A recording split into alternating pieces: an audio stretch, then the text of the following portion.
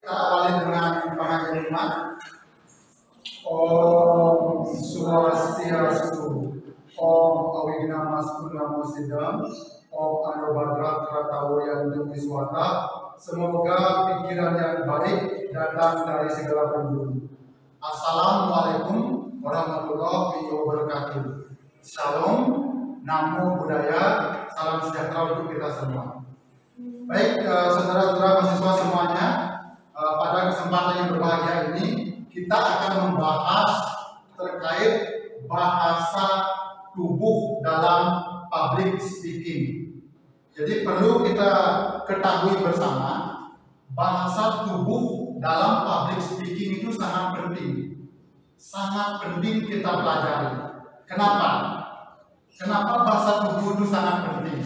Tidak mungkin kita sebagai public speaker di depan hanya satu gaya saja, diam seperti ini saja, seperti ini, tidak mungkin. Jadi kita harus memaksimalkan bahasa tubuh yang kita miliki, baik itu gerakan tangan, gerakan badan, wajah kita supaya tetap tersenyum dan sebagainya. Itu pentingnya supaya tidak terkesan kaku. Coba saudara bayangkan, saudara menjadi pembicara di depan, kaku gerakannya seperti ini saja, apalagi tubuhnya seperti ini, malu melihat audiens. Kaku sekali, kaku nggak? Kaku. Makanya kita harus memvariasikan gestur kita, menggunakan bahasa tubuh kita, body language kita, supaya kita melakukan public speaking lebih mantap, lebih percaya diri. Seperti itu. Ini pentingnya kita mempelajari bahasa tubuh, body language. Tidak cukup dengan komunikasi verbal saja, tetapi harus komunikasi non verbal, memanfaatkan seluruh anggota tubuh kita untuk meyakinkan audiens supaya paham apa yang kita sampaikan. Misalnya kalau ada yang bertanya, ada pertanyaan sulit, tentunya dalam suatu presentasi seminar misalnya, pasti saja ada yang menanyakan hal-hal yang sulit, tapi harus kita jawab. Kita harus dekati, kemudian pandang wajahnya, kemudian kita jawab dengan terstruktur dan rapi. Kita tenangkan diri. Kalau kita sudah tenang, pasti pikiran kita akan fokus pada pertanyaan yang sukar itu, kemudian kita mampu menjawabnya. Seperti itu. Itu yang ingin Bapak sampaikan. Jadi tujuan pembelajaran pentingnya bahasa tubuh ini supaya nanti kita saat menjadi public speaker lebih variatif, lebih energik, lebih kreatif, seperti itu. Tidak hanya mengandalkan komunikasi verbal saja, tetapi non verbal. Pentingnya komunikasi non verbal dalam public speaker. Seperti itu. Saudara-saudara nanti akan menjadi public speaker, baik itu menjadi narasumber, menjadi moderator, atau memberikan pidato nanti, atau menjadi MC dan sebagainya. Jadi perlu memaksimalkan bahasa tubuh kita. Jadi itu tujuan pembelajaran kita, membahas pentingnya bahasa tubuh dalam public speaking. Bisa dipahami? Bisa. Oke. Simak media pembelajaran ini baik-baik.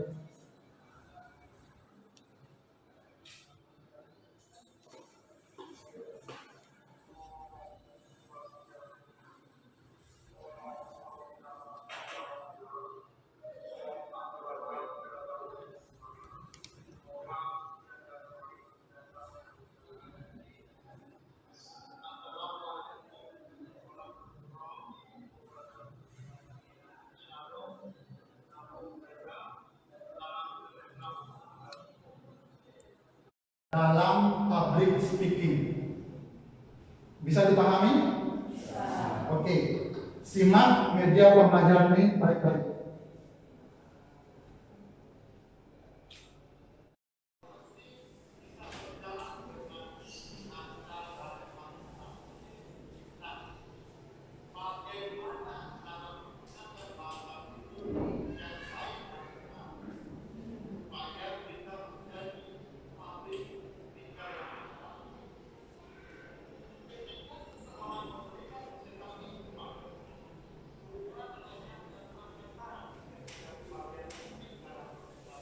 Seperti yang Bapak jelaskan, kita lanjut.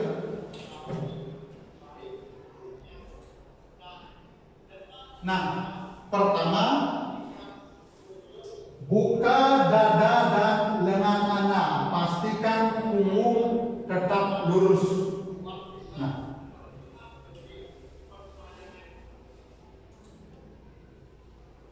buka. Nah, senyum. Senyum adalah senjata paling ampuh. Nah, kita sudah menyiapkan materi dengan baik, tetapi kita cenderung menyampaikan, audiens juga akan merasa aneh. Makanya senyum ini adalah senjata paling ampuh. Kita jangan terlalu tegang. Kita harus senyum menyampaikan. Nah,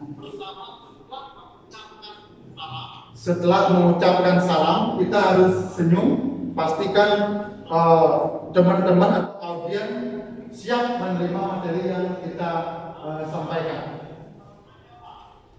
Tetap tenang sehingga nanti pikiran kita fokus untuk menjawab apa yang ditanyakan oleh audiens.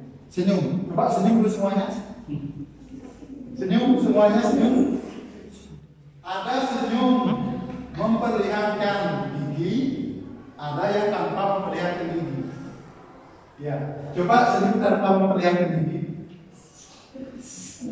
Ya, pastikan lengkungan huruf U seperti huruf U ini kita biasakan dalam kehidupan sehari-hari. Karena ini senjata yang paling ampuh. Saat kita senyum, dunia pun menyambut kita dengan senyuman. Seperti itu. Coba bayangkan kita cemberut, mana-mana cemberut, dunia sekelilingnya akan cemberut juga. Kita yang harus mulai dengan senyum. Dalam public speaking juga seperti itu. Senyum itu penting. Senyum tanpa memperlihatkan gigi. Senyum memperlihatkan gigi. Coba senyum memperlihatkan gigi.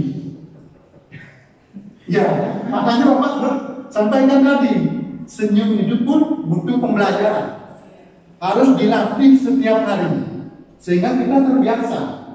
Ya, kita terbiasa senyum dan menikmati kehidupan ini dengan rileks, nyaman dan berbahagia. Seperti itu. Lanjut, mata audiens. Ini penting sekali. Jangan natap yang lain-lain. Tatap mata dengan rileks, bersahabat, sehingga audiens tidak takut. Bahkan kalau kita mampu menerapkan ini, menatap mata audiens akan lebih terbuka, menanyakan hal-hal yang sebenarnya dia harus kenal. Tetapi karena keterbukaan kita merasa bersahabat, audiens akan bertanya lagi, dan lagi. Awalnya tidak mau bertanya, tapi kita terbuka, menyambut dengan kesenyuman, menatap wajahnya, matanya. Jadi audiens terbuka dengan kita. Selanjutnya ada berjalanlah beberapa langkah ketika melakukan presentasi. Kita harus melangkahkan kaki ke audiens. Nah, jadi nggak mungkin kita diam satu tempat saja. Kita langkahkan 1, 2, 3, 4 langkah, lalu dekati audiens supaya nanti kalau ada yang ngantuk, hilang ngantuknya. Ya, atau setelah kita dekati, ada rasa keterbukaan, kemudian mau bertanya, yang awalnya pasif menjadi aktif. mendekati yang cantik saja. Semuanya harus didekati. Semuanya harus didekati. Nah, boleh kita pilih kasih. Mana ada, misalnya kalau pembicaranya cowok mendekati yang cantik-cantik saja. Nggak boleh seperti itu. Kalau pembicaranya cewek mendekati yang ganteng-ganteng saja. Semua harus kita rangkul. Bahwasanya semua audiens harus mendapatkan pelayanan yang sama dari kita sebagai narasumber. Kita menyampaikan sesuatu yang luar biasa, sangat penting. Semua harus mendapatkan. Jadi nanti ini akan menjadi semacam promosi gratis. Siapa pembicaranya? Misalnya dunia pembicaranya. Jadi bagus loh, bagus caranya mendekati audiens, menjawab pertanyaan audiens. Jadi nanti akan menjadi promosi dari mulut-mulut dunia, dan teman-teman yang lain akan dicari lagi sebagai narasumber. Nah itu penting sekali. Selanjutnya kita variasikan gestur. Coba lihat ini, gestur pembicara di depan menggunakan gestur ini. Ya, ini salah satu variasi gestur. Manfaatkan semua anggota tubuh kita supaya kita terlihat lebih atraktif.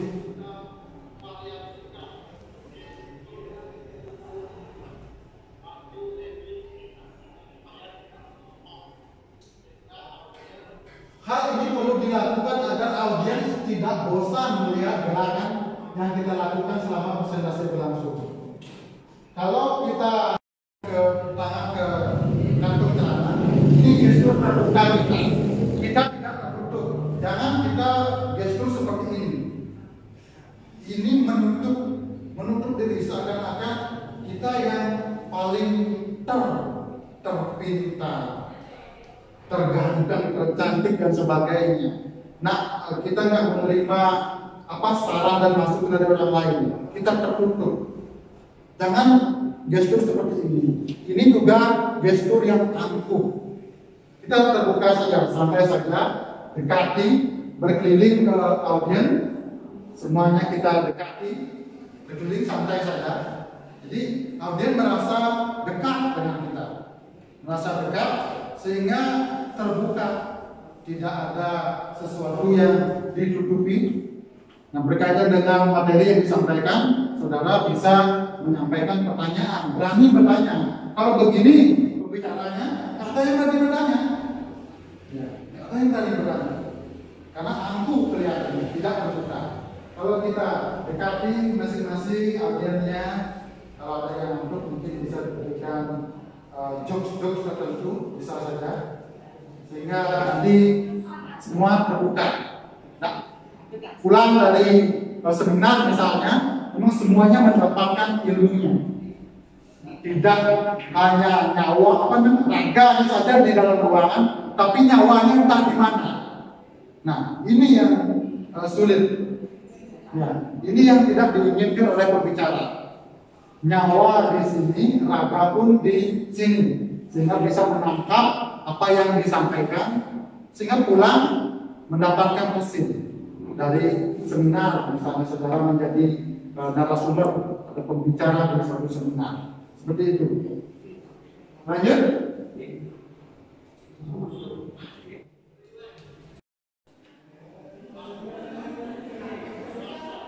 Untuk menunjukkan otoritas, lakukan sedikit gerakan tegas dan keras. Kenapa penting melakukan gerakan yang tegas dan keras? Karena mungkin dalam suatu seminar ada saja peserta yang main HP, berbicara dengan teman sampai kanan sampai kiri. Nah, ini diperlukan gerakan yang tegas dan keras, sedikit gerakan tegas dan keras. Ini menunjukkan otoritas kita sebagai pembicara. Kenapa penting? Nah, seperti yang Bapak sampaikan tadi, tidak bisa dipungkiri karena yang hadir dalam seminar misalnya dari berbagai latar belakang. Ya, mungkin saja paginya belum sarapan dan sebagainya. Ada masalah.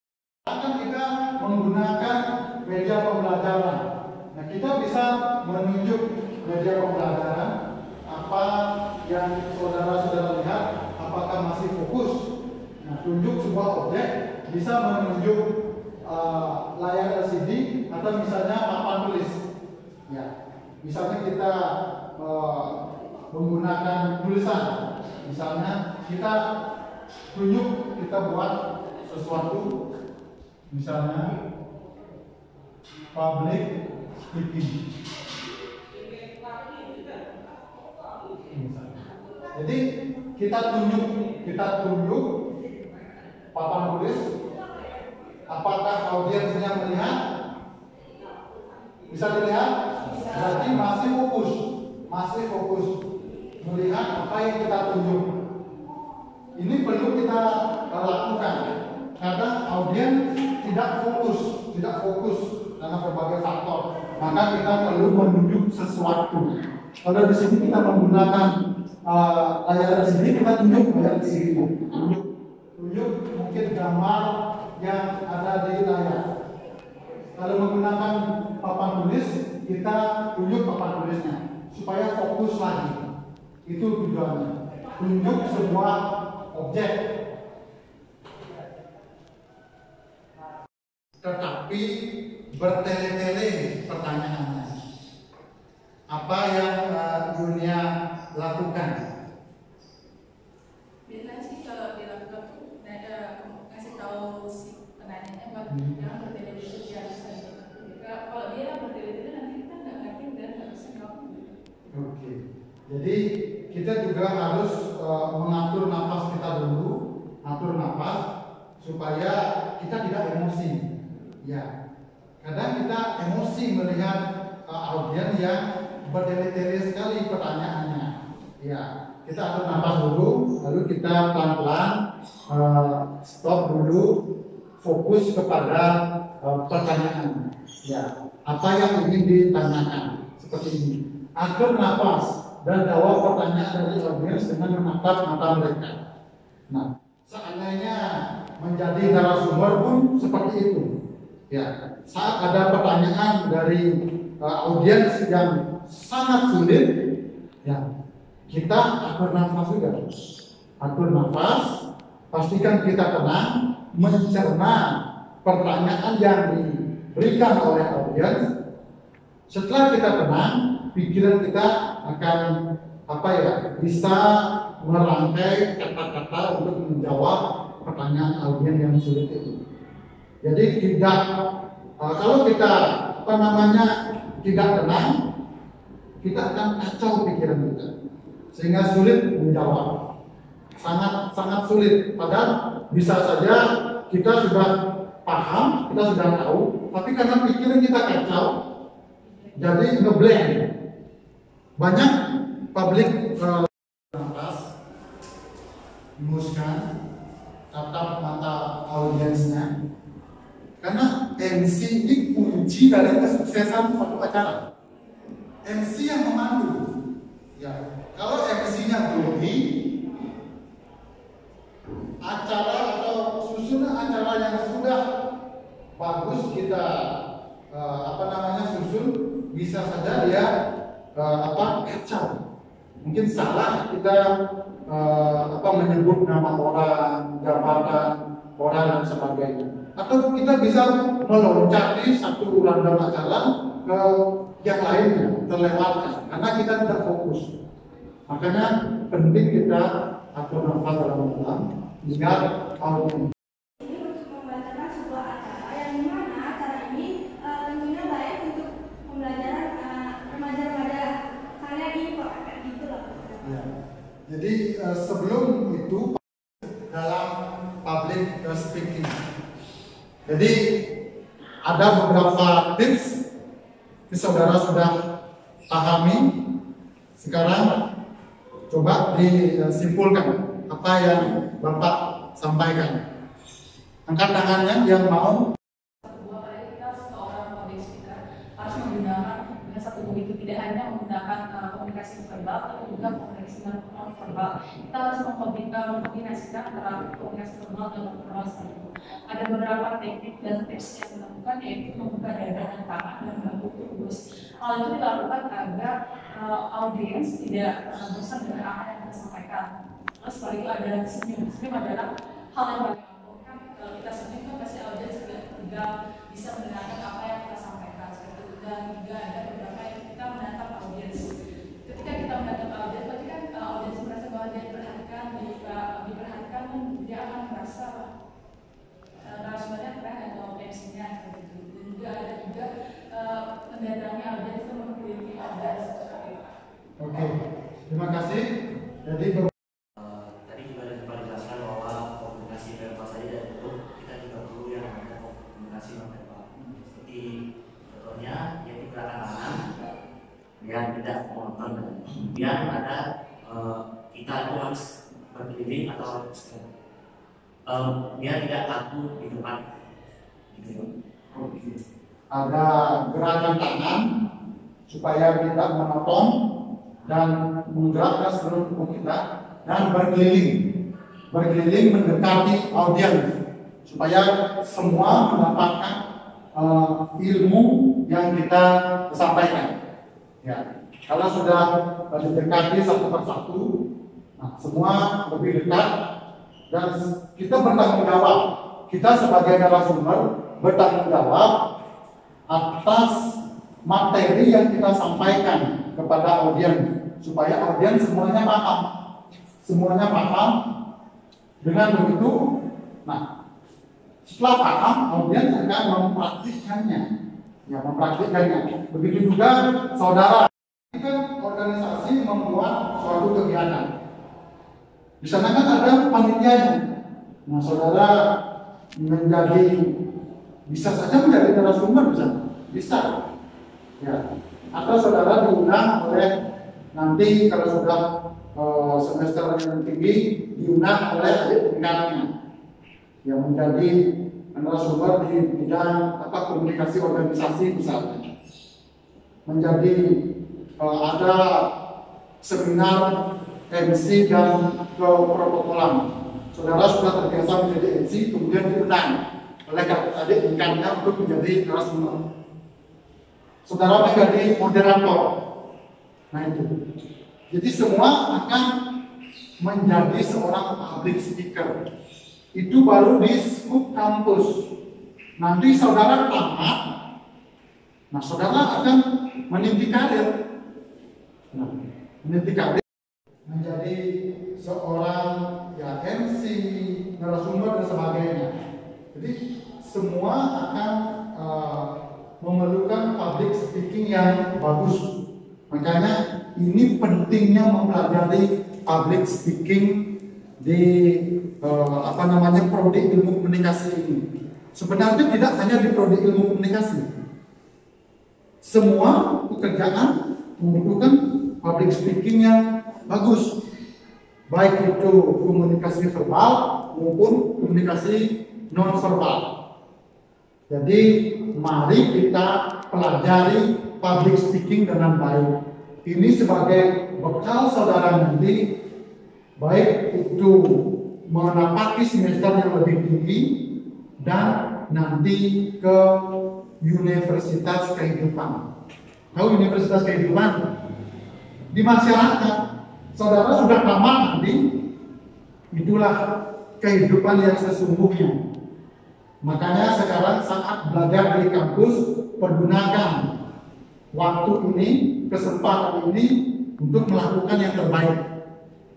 Berbuat salah dalam tanda kutip silakan. Habiskan stok kesalahan saudara pada saat kuliah ini. Habiskan data-data kegagalan saudara. Sehingga nanti saat terjun ke masyarakat, saudara tamat sudah terbiasa. Bisa karena terbiasa. Ya, itu. Biasakan dulu di kampus. Mana yang baik, mana yang buruk dipilah, ambil yang baik, buang yang buruknya. Kemudian nanti saat saudara terjun di masyarakat, sudah siap di masyarakat. Ini pentingnya. Makanya jangan sia-siakan kesempatan kuliah di Istana Negeri Bukit Singaraja ini, di prodi ilmu komunikasi ini. Manfaatkan dengan baik, nanti saudara tamat mempunyai keahlian di bidang public speaking. Bisa dipahami? Bisa. Oke. Baik, itu yang bisa Bapak sampaikan pada kesempatan ini. Semoga berfaedah. Saudara-saudara menjadi seorang public speaker yang handal dan nanti bisa meniti karir dan menghasilkan pundi-pundi rupiah. Itu yang bisa Bapak sampaikan. Mohon maaf apabila ada yang tidak berkenan di hati. Mari kita tutup dengan pranasanti. Om Santi Santi Santi Om. Wassalamualaikum warahmatullahi wabarakatuh. Namo Buddhaya. Shalom. Salam sejahtera untuk kita semua. Oke, berikan aplaus.